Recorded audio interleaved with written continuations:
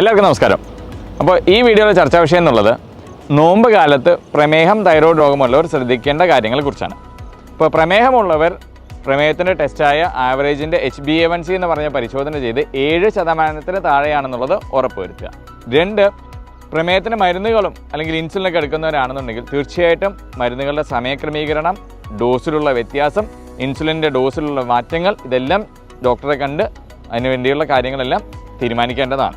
3, ഹൃദ്രോഗം, വൃക്കരോഗം, കരൾ രോഗം ഇതുപോലത്തുള്ള കോംപ്ലിക്കേഷൻസ് ഉള്ളവർ തീർച്ചയായിട്ടും ഡോക്ടറെ കണ്ട് ഡോക്ടറിൻ്റെ അനുവാദം എടുത്തതിന് ശേഷം മാത്രം നോമ്പുമായിട്ട് മുന്നോട്ട് പോവുക. 4, നോമ്പ് ഇത്തവണ നമുക്ക് നോക്കുകയാണെങ്കിൽ സമ്മർ കാലഘട്ടമാണ്. അപ്പോൾ വേനൽക്കാലത്ത് ആയതുകൊണ്ട് വെള്ളത്തിൻ്റെ അളവ്, നോമ്പല്ലാത്ത സമയത്ത് വെള്ളത്തിൻ്റെ അളവ് കൃത്യമായിട്ടും കൂടുതൽ തന്നെ എടുക്കണം. 2 ലിറ്ററെങ്കിലും വെള്ളം കുടിക്കാൻ ശ്രമിക്കുക. 5ാമത്തെ കാര്യം, തൈറോയ്ഡ് രോഗത്തിന് മരുന്ന് കഴിക്കുന്നവർ തൈറോയിഡിൻ്റെ ടാബ്ലറ്റ് നമ്മൾ സാധാരണ രാവിലെ വെറും വയറ്റിലാണ് കഴിക്കുന്നത്.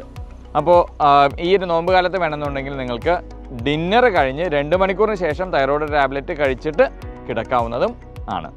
അപ്പോൾ പ്രമേഹം തൈറോയ്ഡ് രോഗമുള്ളവർ നോമ്പുകാലം തുടങ്ങുന്നതിന് മുന്നേ തന്നെ ഡോക്ടറുമായി കണ്ട് ഈ കാര്യങ്ങളൊക്കെ ക്രമീകരിച്ചുകൊണ്ട് നോമ്പുമായിട്ട് മുന്നോട്ട് പോവുക. എല്ലാവർക്കും നല്ലൊരു നോമ്പുകാലം ആശംസിച്ചുകൊണ്ട് നിർത്തുന്നു. നന്ദി, നമസ്കാരം.